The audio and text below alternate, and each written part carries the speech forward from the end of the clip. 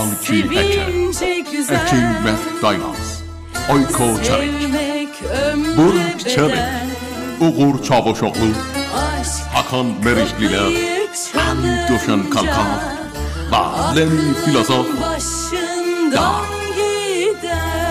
Doktarı Çupan. Hayat sevince güzel, sevmek ömre bedel. Aşk kapıyı çalınca aklın başından gider. Hayat sevince güzel, sevmek ömre bedel. سلام لعنتی زده به سرت. ظریفه این همه مدت الکی همدیگه رنجوندیم. اگه این هدیه رو قبول کنی خیلی خوشحال میشم. من بلد نیستم حرفای شیکو با کلاس بزنم ظریفه، اما برای خانم‌ها خیلی ارزش و احترام قائلم. به نظر من جوونه خوب. ظریفه خواهش میکنم این هدیه رو قبول کن تا مشکلاتمون حل بشه. خواهش میکنم. یه مرد باید بدونی چطوری یه زن رو جذب کنه. در واقع زنی مثل تو به این احتیاج. بس کنید دیگه، چیکار میکنید؟ سردرد میارم، کلی هم کار دارم، حوصله شماها رو هم ندارم.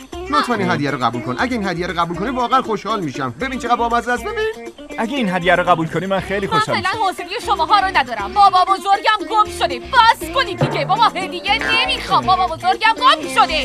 دارم دنبالش میگردم.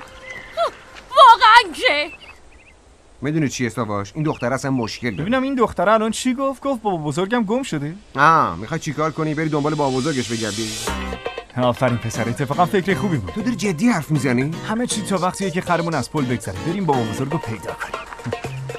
خدایا ببین به چه روزی افتادی.